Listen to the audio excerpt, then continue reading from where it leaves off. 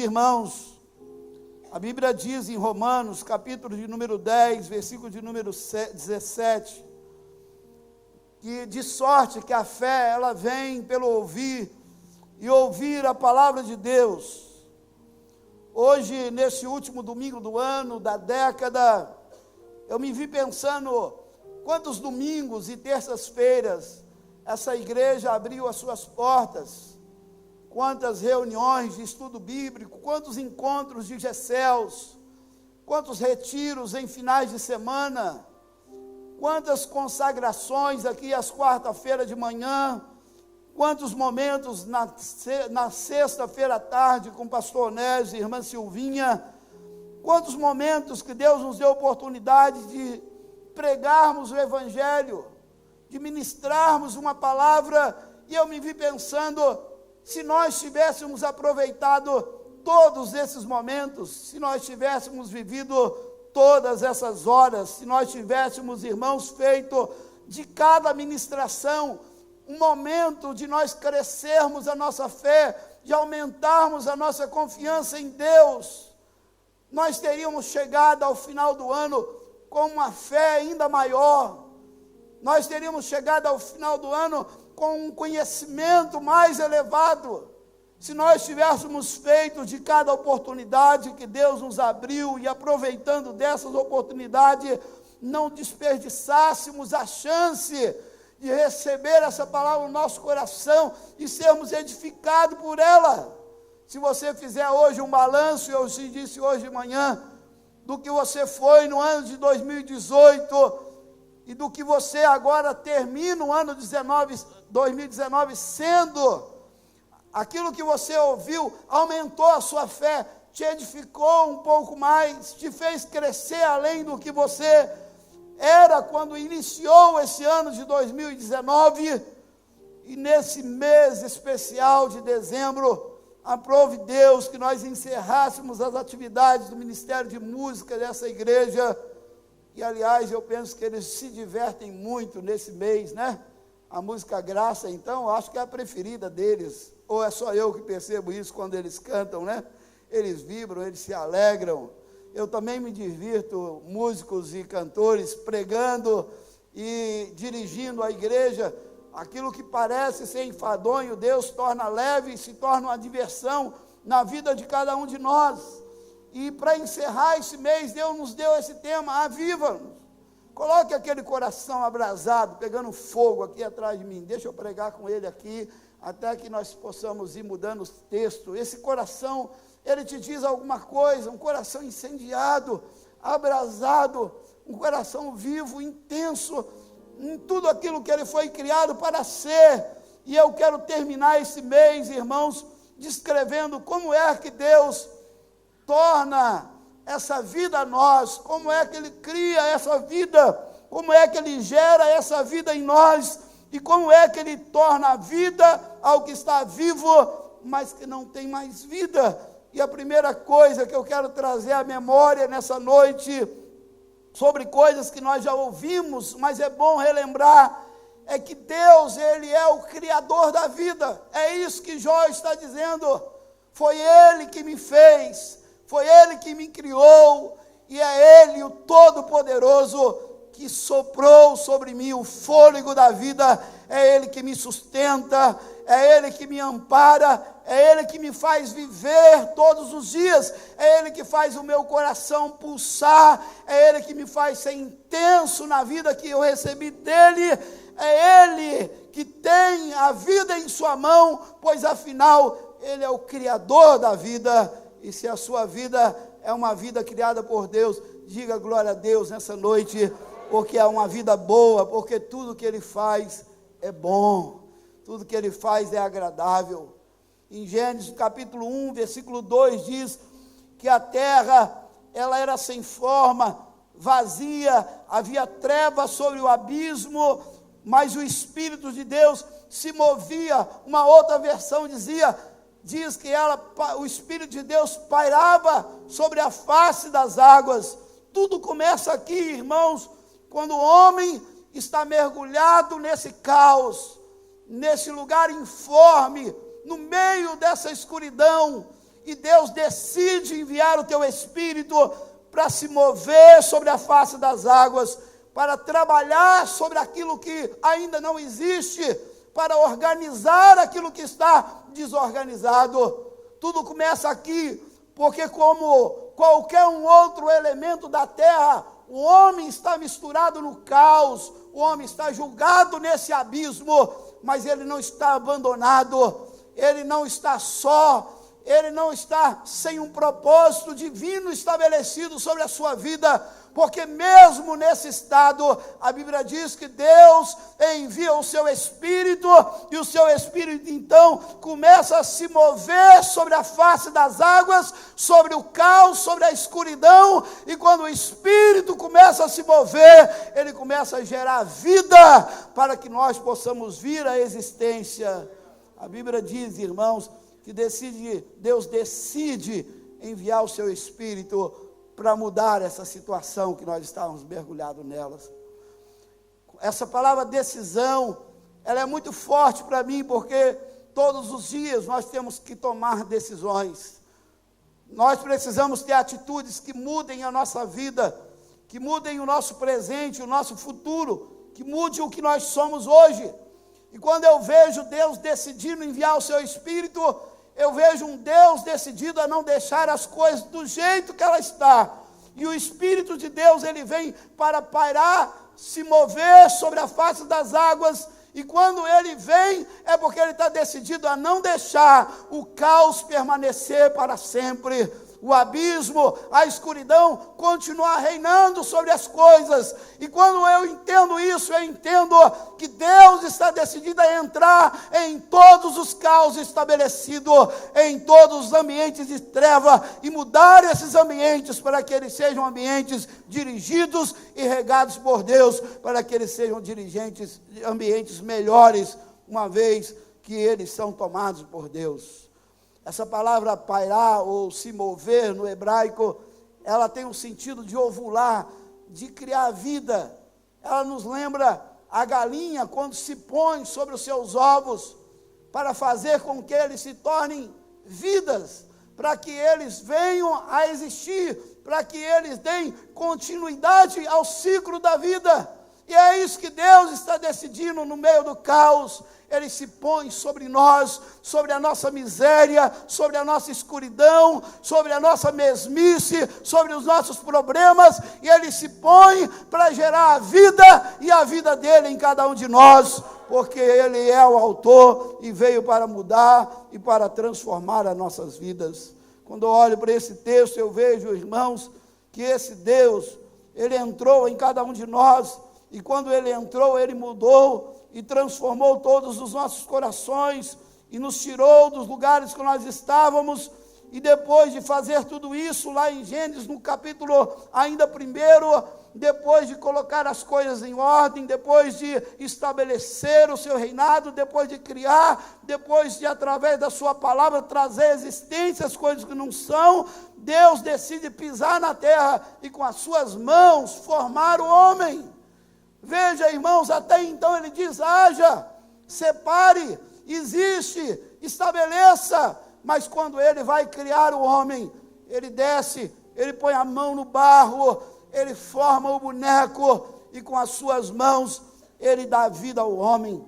Veja em Gênesis capítulo de número, irmãos, Gênesis capítulo de número 1, versículo 28.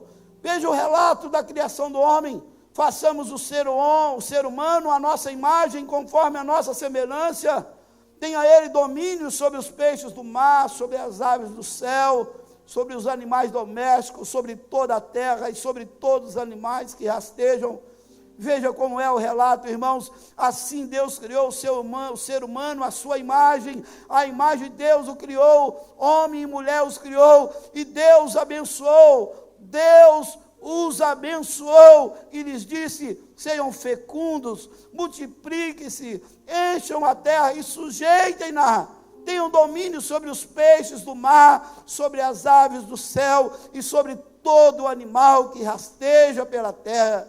Deus não para, irmãos, Deus continua, e ele diz, e Deus disse ainda, eis que lhes tenho dado todas as ervas que dão semente, e se acham na superfície da terra, e todas as árvores em que há fruto que dê semente, isso servirá de alimento para vocês, e para todos os animais da terra, todas as aves do céu, e todos os animais que rastejam sobre a terra, em que há fôlego de vida, toda a erva verde lhe servirá de alimento.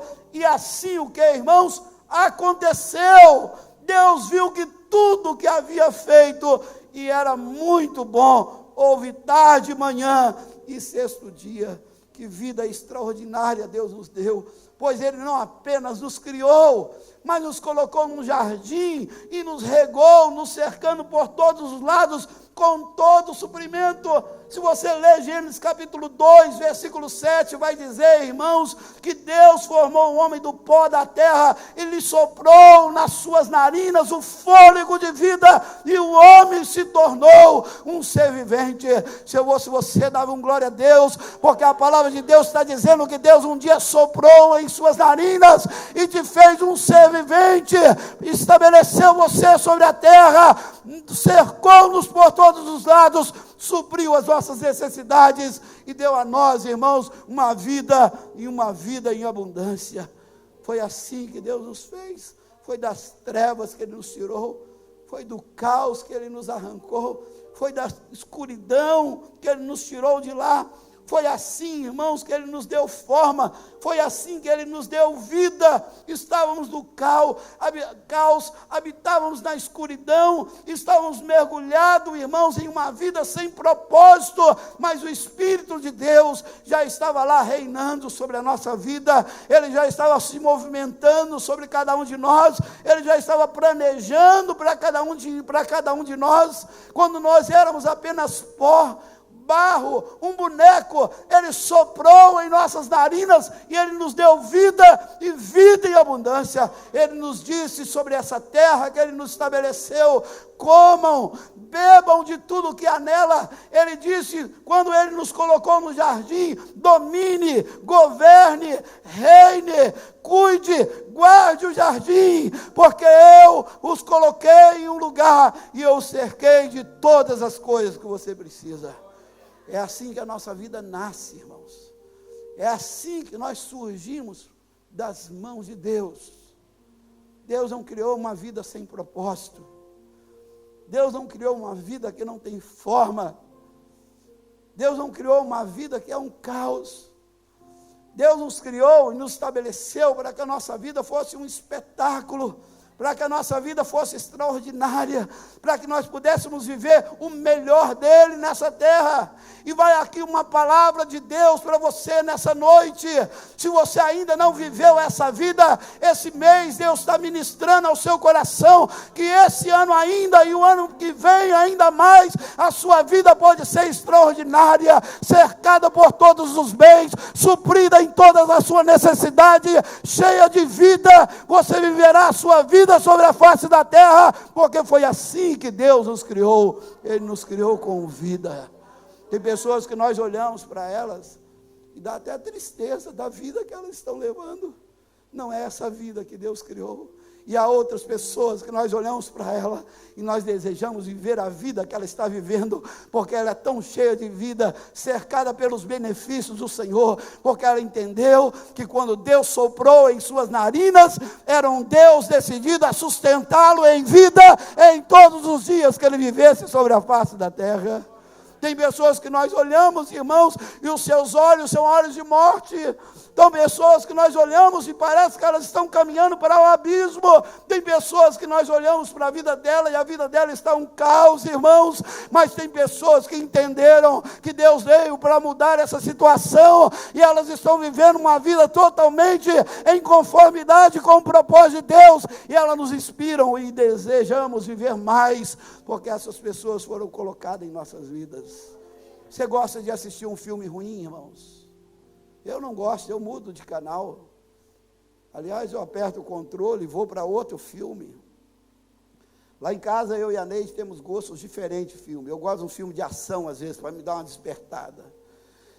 Mas ela gosta daquele filme mais calminho, de cachorro, ursinho, de gato, de ursinho, essas coisas assim, né? Um filme de romance, um dramazinho.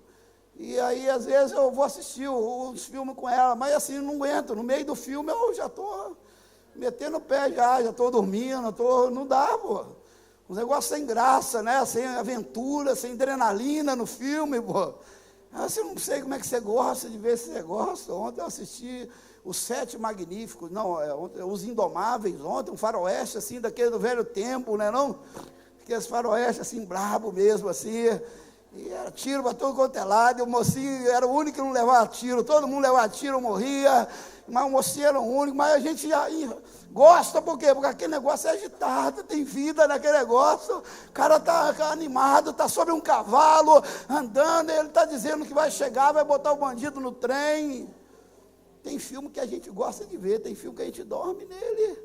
Deus criou, te colocou no Éden, cercou você por todos os lados, para que a sua vida fosse um filme de ação, fosse extraordinária. Deus soprou das suas narinas e disse: agora você corra, você voa, você sonhe, faça coisas extraordinárias. Eu te criei para coisa extraordinária, eu te fiz para isso, porque Deus jamais faria o caos e estabeleceria ele sobre a nossa vida.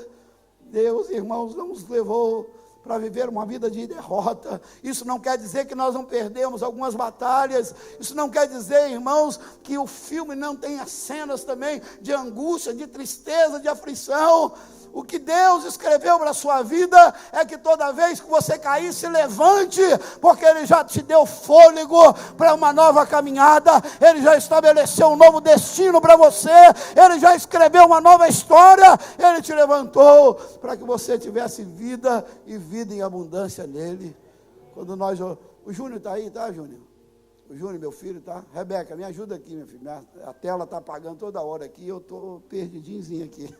Eu troquei de celular e agora o meu outro celular, a tela não saía não, agora está saindo toda hora.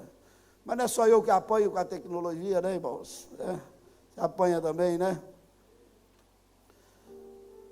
O Senhor fez com que nós tivéssemos vidas, fomos cercados por todos os lados, mas nós, irmãos, nos perdemos, fomos vencidos pela rebeldia, nos tornamos escravos no Egito.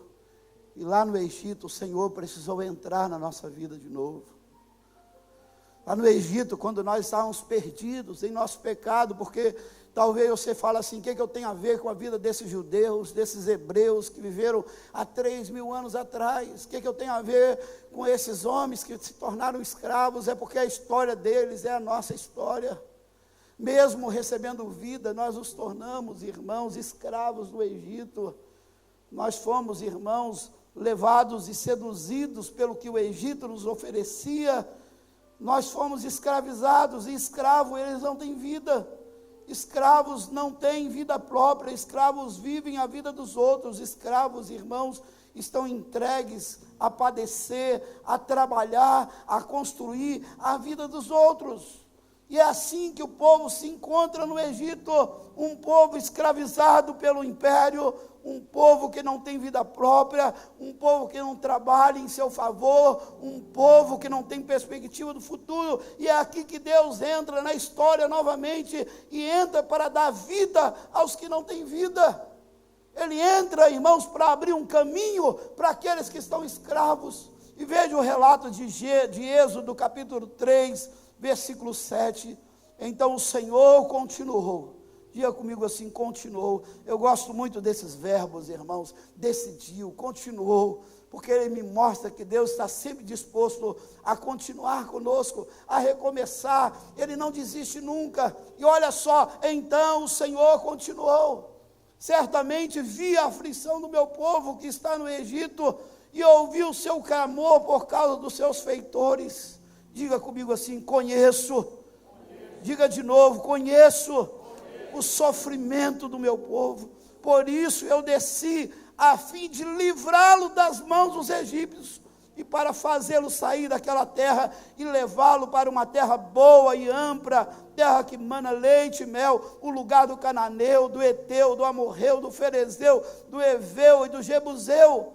pois o clamor dos filhos de Israel chegou até a mim, e também vejo a opressão com que os egípcios o estão oprimindo. Agora venha, e eu o enviarei a Faraó, para que você tire do Egito o meu povo, os filhos de Israel. Então Moisés perguntou a Deus: quem sou eu para ir a Faraó e tirar do Egito os filhos de Israel? Respondeu Deus: eu estarei com você, e este será o sinal de que eu o enviei. Depois que você tiver tirado o povo do Egito, vocês adorarão a Deus nesse monte. Veja a expressão: certamente vi a aflição do meu povo. Por que é que está escrito assim, irmãos? Porque Deus vê. Toda vez que a nossa vida ela entra em uma aflição fora de um propósito de Deus estabelecido por nós, para nós, Deus vê. Os olhos dele estão sobre toda a terra, nada passa despercebido aos olhos dele. Mesmo tendo recebido a vida dele e nos desviado dele, e eu estou falando agora como quem viveu 13 anos fora da presença do Senhor, e tenho plena convicção que em nenhum momento o Senhor tirou o seu olhar de sobre a minha vida. Mesmo nos lugares mais vergonhosos que eu entrei, o olhar dele estava sobre mim. E aqui está um Deus olhando para esse povo que é escravo e perdeu a sua vida, mas Deus está olhando a aflição deles, porque ainda escravo, eles são o povo de Deus, e Deus tem um compromisso com eles. Quando nós olhamos para esse texto, nós vemos uma nação, irmãos, aliás, nem nação eles eram ainda. Eles eram um povo sem cultura, sem nenhuma organização como civilização, sem uma forma de culto. Eles eram um povo que cresceu no Egito através dos filhos de Jacó, que foram para lá em busca de não morrerem de fome. Eles se multiplicaram, e lá, quando eles estão vivendo uma vida sem propósito, quando eles não têm uma terra que não é deles, quando eles não têm uma forma de culto, quando eles nem mesmo são uma cidade ou uma nação, Deus está olhando para eles, está dizendo: eu estou vendo a sua aflição, eu estou vendo o que você está passando, eu estou vendo o lugar da sua miséria, eu estou vendo o lugar da sua dor, eu tenho um plano para vocês, eu já tenho um homem que está sendo levantado para livrá-lo da escravidão do Egito, para fazer passar essa aflição da sua vida. E mesmo quando nós estamos encurralados na vida, irmãos, mesmo quando nós estamos pressionados pelos problemas, mesmo quando nós perdemos as forças, mesmo quando nós não temos mais capacidade de sair do lugar que nós estamos, por Deus ter feito-nos essa vida, Ele está dizendo: eu tenho um livramento para a sua vida, eu tenho um escape para a sua vida, você não ficará prisioneiro para sempre, porque Deus tem compromisso com cada um de nós. Agora vamos um pouco para frente, Êxodo ainda, capítulo 15. Como foi que Deus, irmãos, tirou esse povo dessa terra da escravidão? Como é que, apesar desse povo não ter vida, eles passam a ter vida?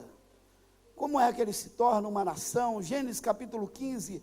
Então Moisés e os filhos de Israel entoaram esse cântico ao Senhor, e na canção eles vão relembrar a sua história, como Clara fez hoje à noite, nos lembrando os 4 anos dos meses de adoração que nós celebramos. Eles vão contar a sua história, e eles vão dizer: cantarei ao Senhor, porque triunfou gloriosamente, lançou no mar o cavalo e o seu cavaleiro. O Senhor é a minha força e o meu cântico, Ele se tornou a minha salvação. Este é o meu Deus, portanto eu louvarei. Ele é o Deus de meu pai, por isso eu exaltarei. O Senhor é homem de guerra, Senhor é o seu nome. Lançou no mar os carros de Faraó, e o seu exército e os seus capitães afogaram no mar. As águas profundas os cobriram, desceram as profundezas como pedra. A tua mão direita, ó Senhor, é gloriosa em poder. A tua mão direita, ó Senhor, despedaça o inimigo. na grandeza da tua excelência, derruba os que se levantam contra ti, envia o teu furor, que os consome como palha, com o assopro das tuas narinas, amontoaram-se as águas, as correntes pararam em montão, as águas profundas se tornaram sólidas no coração do mar. O inimigo dizia: perseguirei, alcançarei, repartirei os despojos, a minha alma se fartará deles, arrancarei a minha espada e a minha mão destruirá.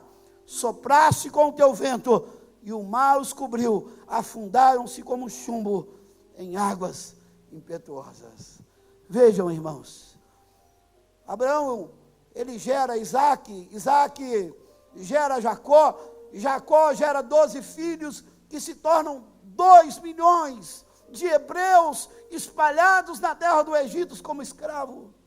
E quando eles estão sobre um peso maior de serviço, Deus levanta e decide os tirar de lá, para proporcionar a eles uma vida maior. E como é que Deus faz isso, irmãos?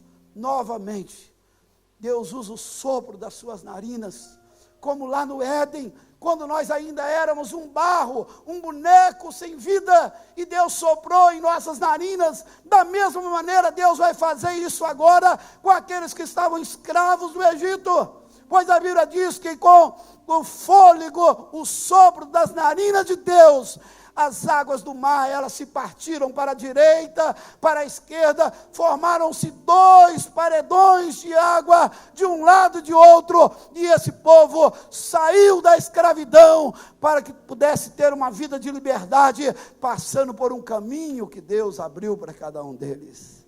Deixa eu te fazer entender o que está acontecendo aqui. Eles estão encurralados por Faraó, montes de um lado, do outro, na frente o Mar Vermelho. Como o salmista no Salmo 121, eles estão dizendo: eleva os meus olhos para os montes, de onde me virá o socorro? Eles estão perguntando aonde é que eles estavam com a cabeça de ter saído daquele lugar para morrer agora encurralado em frente ao Mar Vermelho. E de repente Deus decide entrar na história de novo, e Ele assopra sobre aquele mar, Ele abre um caminho no meio do mar para o seu povo passar, e quando Ele faz isso, Ele está dizendo: todas as vezes que vocês estiverem encurralados, eu soprarei sobre o mar, e eu abrirei um caminho para vocês passarem, porque eu tenho um compromisso com as vidas que eu gerei. Quantas vezes Deus tem feito isso conosco, irmãos?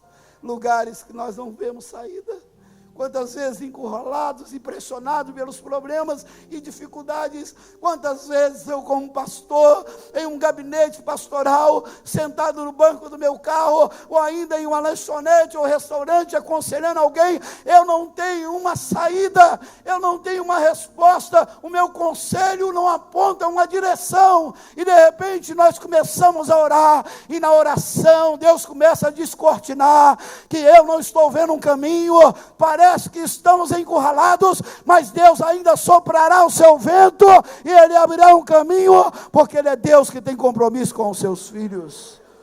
Eu não sei como é que você está chegando ao final desse ano. Parece que no final do ano ainda tem muita coisa a fazer e muito pouco tempo para se fazer. Tem muita trabalho a ser executado e às vezes muito fôlego, muito pouco fôlego para executar esse trabalho. Nós olhamos e a sensação é que nós não conseguimos avançar muito. Parece aquele bonequinho da pilha Duracell. Os irmãos lembram daquela comercial? Quantos lembram daquela? Só os mais antigos agora vai lembrar, não é verdade?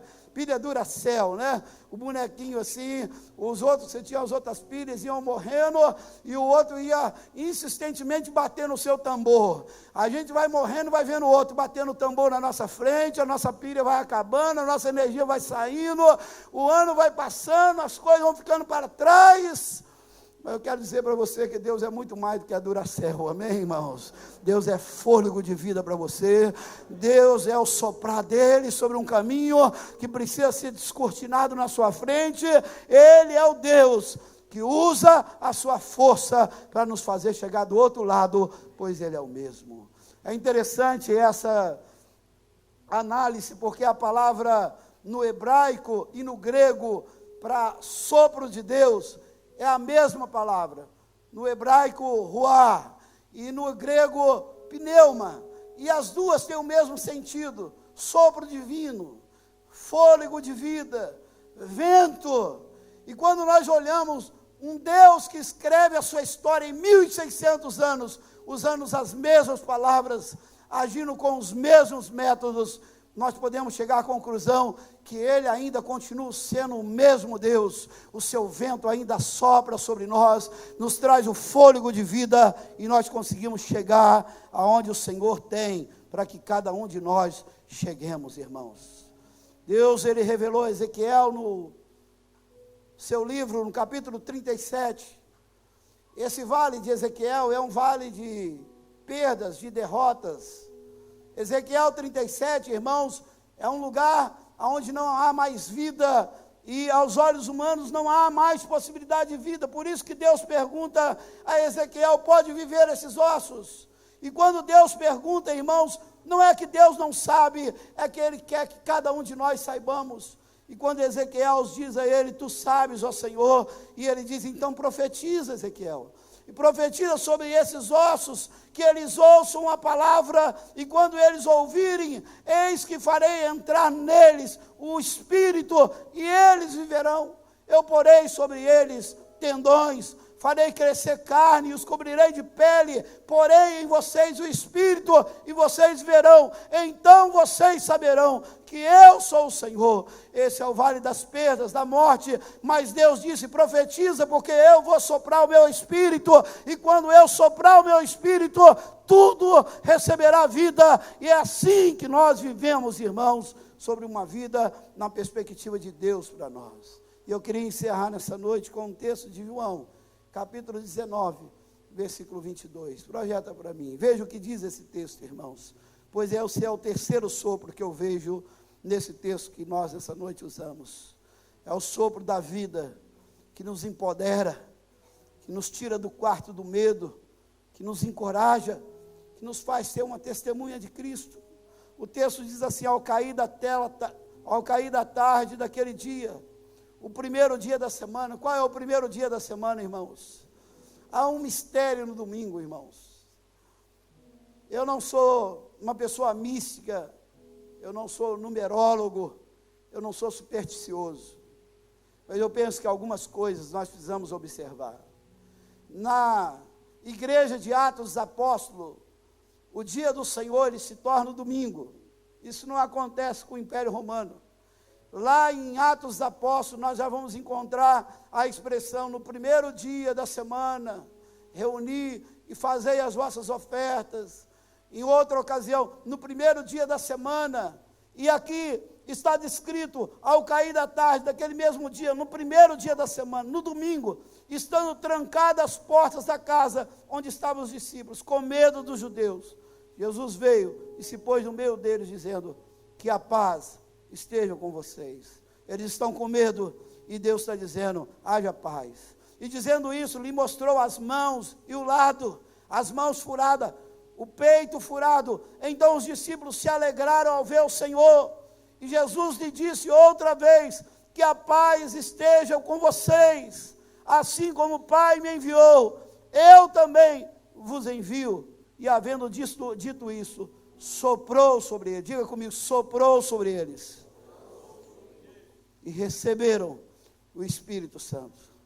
Quando nós olhamos para esse texto, nós vemos um sopro que nos tira do medo, nos empodera e nos encoraja. Eu sei que a vida não é fácil, irmãos. Todo o culto conectar, eu sou tomado por um pavor. É o único culto que eu chego aqui com aquele friozinho na barriga. Eu vejo as pessoas entrando e chegando nessa igreja. Esse ano nós recebemos mais de 250 pessoas, a membresia dessa igreja. E eu fico me perguntando: como é que nós vamos pastorear esse rebanho? Como nós vamos cuidar dessas pessoas? Como nós vamos integrar a vida da igreja? Como nós vamos levá-las a crescer? Como nós vamos ensiná-las a aprender a palavra, a valorizar o ensino do Senhor? E eu já venho com esse temor para o culto. Em março nós teremos outro culto conectar, e mais batismo, e mais desafio. Como é que nós vencemos os medos, irmãos? de entrar em empreitadas, irmãos, que nós desconhecemos, de fazer aquilo que Deus nos manda fazer? Como é que nós vencemos o medo da rejeição? Como é que nós vencemos o medo, irmãos, de dar um passo em lugares que nós não conhecemos? Só há um jeito de nós vencermos esse medo, irmãos, é recebermos o sopro de Deus sobre a nossa vida, estarmos cheios do Espírito e dizer: eu não sei como, eu não sei aonde, eu não sei quando, mas eu sei que esse vento já soprou sobre a minha vida, e se ele já soprou, as portas vão abrir, e eu tenho um futuro promissor, porque o Senhor Deus está me dando o seu Espírito. Vocês observaram, irmãos, quando Deus cria o homem e coloca no Éden, o maior benefício que o homem recebe é a presença de Deus todos os dias, na virada do dia. Quando Deus chama Moisés, e Moisés diz: mas Senhor, como é que eles saberão que eu estou indo livrá-los? E Deus diz a ele: sou eu que vou com você, Moisés, não tenha medo, eu estou te enviando, e sou eu que vou com você. E agora, quando Deus sopra sobre eles, Deus está dizendo: o meu Espírito estará sobre vocês, e eu estarei convosco todos os dias, até a consumação do século. O que me faz levantar todos os dias vivo, irmãos? O Espírito dele que habita em minha vida. O que ele te faz levantar todos os dias? O Espírito dele que está sobre a sua vida. A Bíblia diz que depois dele receberem o sopro do Espírito, para mim, eles foram cheios naquele dia. Jesus diz: agora vocês aguardem em Jerusalém, até que do alto vocês sejam revestidos do meu poder. E ele diz: e vocês receberão o Espírito Santo, e vocês se tornarão a minha testemunha.